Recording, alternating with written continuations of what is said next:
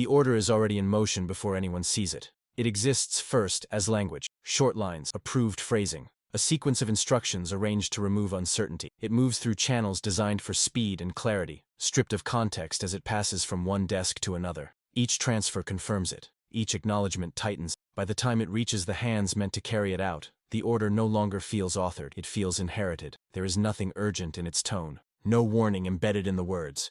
It does not argue for itself. It does not explain. It assumes agreement as a condition of its existence. The language is precise enough to be followed, vague enough to be unquestioned. It has been formatted to survive scrutiny by avoiding it altogether. The order descends in increments. It is received, logged, repeated. It is copied without alteration. The same phrases appear again and again, unchanged, as if repetition alone grants authority. Each repetition removes the possibility that the order could be wrong. What is repeated, this often begins to feel permanent. Those who handle it do so briefly. They are not asked to interpret, only to confirm. A signature appears.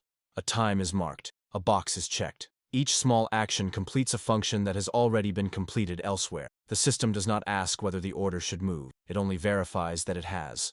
There is no discussion surrounding it. Not because discussion is forbidden, but because none is required. The order fits within existing routines. It aligns with established procedures. It activates mechanisms designed long before this moment, mechanisms that respond automatically when the correct phrases are detected. Once activated, they cannot be paused without a different order, one that would need to arrive through the same channels, using the same language, bearing the same authority. The order does not encounter resistance. It does not need to. Resistance would require an interruption, and the system has been built to prevent interruptions. Each level assumes the level above has already accounted for everything below. Responsibility is distributed so evenly that it disappears. By the time the order reaches the point where it becomes action, it no longer feels like a choice. It feels like a continuation, something already decided elsewhere, by someone else, at a time that can no longer be accessed.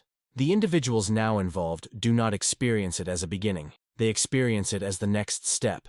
The order moves forward, because nothing in its path is designed to stop it, and by the time it is fully received, the outcome is no longer ahead of it. It is already contained within it. The structure that receives the order is already prepared for it. It is a system built on separation. Authority is divided into layers, each one insulated from the next. Information moves downward in controlled portions, never complete, never excessive. Each layer receives only what is necessary to perform its function. Nothing more is requested, nothing more is offered. The order enters this structure without friction. It aligns with established pathways, moving along routes that have been reinforced by repetition. There is comfort in its familiarity. The same channels have carried countless instructions before it, most of them successful, some of them forgotten. The system does not distinguish between them. It is not designed to. At the highest visible level, the order is already settled. It has been processed, approved. Its origin is distant and abstract, obscured by formality. What matters now is not why it exists, but that it does. The system recognizes existence as legitimacy. Below that level, the order becomes operational. It is translated into schedules, sequences, and assignments. Each translation reduces ambiguity while preserving intent. The language becomes more practical, more specific, but never more flexible. Precision replaces understanding. Those who receive the order at this stage do not see it as singular. It resembles every other directive they have handled. Its phrasing follows convention. Its structure signals authority. There is no anomaly to investigate. The absence of irregularity is interpreted as confirmation that everything is in order. The chain of command functions as intended. Each link receives, acknowledges, and passes the order along. No link is expected to evaluate the whole. Evaluation is assumed to have occurred elsewhere. To question that assumption would require stepping outside one's assigned role, and the system is designed to discourage that kind of movement. Training reinforces this behavior. From the beginning, individuals are taught that clarity comes from adherence, that safety lies in procedure, that deviation introduces risk, not the order itself. The system rewards consistency. It penalizes interruption. As the order moves downward, it becomes increasingly concrete. Timelines are fixed. Resources are allocated. Dependencies are established. Each component locks into place, relying on the others to function as expected. Once assembled, the structure resists change. Altering one element would require revisiting all the others, an action that would disrupt efficiency. No one along the chain experiences the order as dangerous. Danger is not part of their scope. Their responsibility is execution, not assessment. The system ensures that responsibility is narrow enough to be manageable, but too narrow to encompass consequence. The hierarchy is not oppressive, it is orderly. It operates smoothly, predictably. That smoothness is its greatest strength. and its most significant vulnerability. By the time the order reaches its lowest levels, it has become inevitable, not because it is enforced by threat, but because every mechanism surrounding it has already agreed to carry it forward. The structure does not pause to consider where it is going. It only ensures that nothing interferes with its movement. Execution begins without announcement. There is no moment where the order transforms into something dramatic or distinct. It is absorbed into routine. The transition from instruction to action is seamless, almost unnoticeable, because the system has been designed to make it so. What was written becomes scheduled. What was scheduled becomes movement. Timing is precise. Each component activates when expected, not because anyone is watching closely, but because precision has been embedded into the process itself. Signals are sent. Responses are returned. Confirmations accumulate quietly, forming a record that execution is proceeding exactly as planned. Those carrying out the order do not experience it as singular or exceptional. It arrives among other tasks, framed by familiar procedures.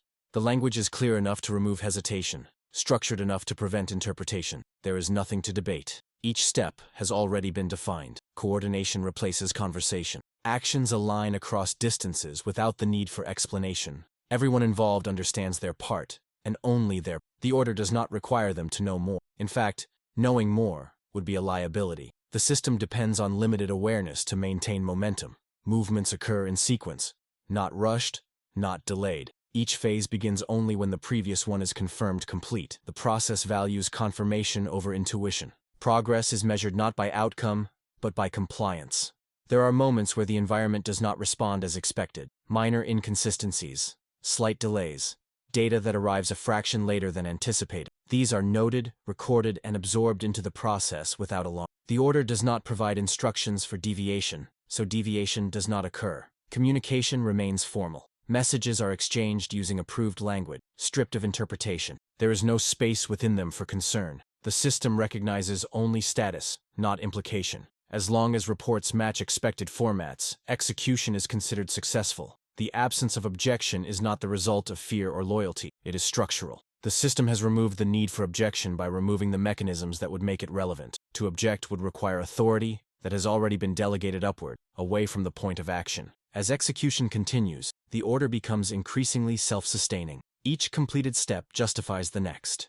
Resources already committed cannot be withdrawn without disruption. Timelines already set cannot be adjusted without consequence.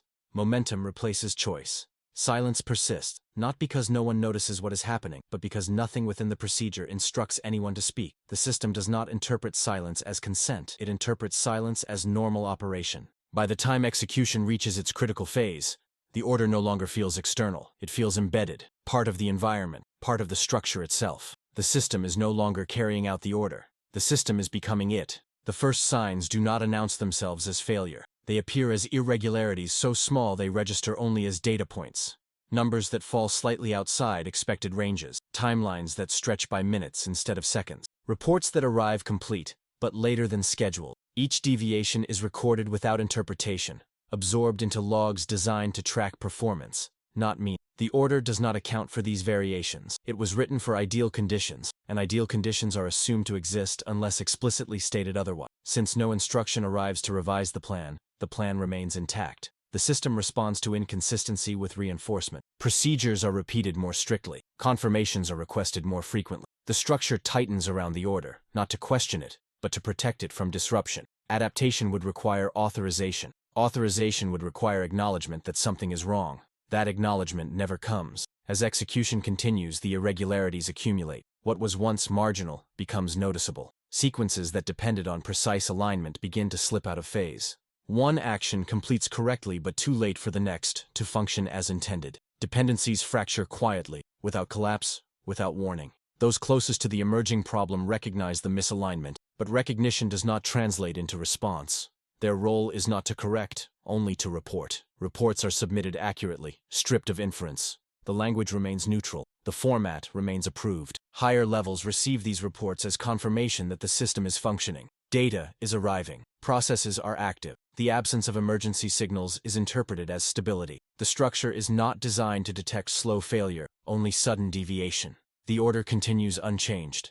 Attempts to compensate occur instinctively, but only within permitted boundary. Small adjustments are made where allowed, but these adjustments cannot address the underlying flaw. They correct symptoms, not cause.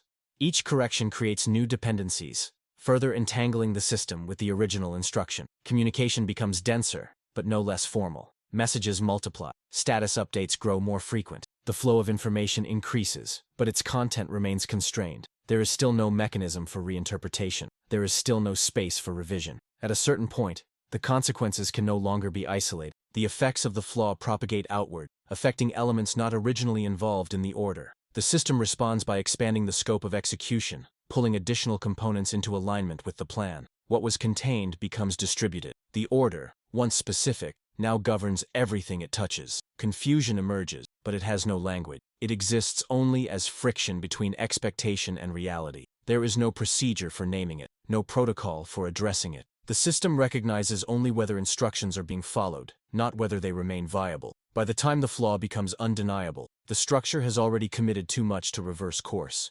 The order remains active, and the system continues to move forward, not because it cannot see the failure, but because it has no way to stop without violating itself. The collapse does not arrive as a single moment. It unfolds as a convergence. Systems that were never designed to fail simultaneously begin to do so in sequence, each breakdown triggering the next. The order remains intact throughout. It does not adapt. It does not pause. It continues to be executed with precision, even as the conditions required for its success disappear. Scale becomes apparent first. The scope of involvement expands beyond what was originally anticipated. Elements once considered peripheral are now critical, drawn in by dependencies that can no longer be separated. The structure strains to maintain coherence, but coherence is no longer possible. The order binds components together that should never have been. Loss accumulates without emphasis. There are no singular events dramatic enough to mark the turning point. Instead, there is volume, the weight of repeated failure. Resources are consumed without effect. Time is expended without progress. Each action completes as instructed and produces nothing usable in return. The system continues to issue confirmations. Records show compliance. Logs indicate activity. Timelines update automatically. On paper, execution is flawless. In reality, the gap between instruction and outcome has become unbridgeable. Coordination deteriorates, not because discipline falters, but because discipline is no longer sufficient. Units operate in perfect alignment with the order and still interfere with one another. Movements intersect where they were meant to separate. Sequences overlap where they were meant to follow. The order does not contain guidance for this condition, so the condition persists.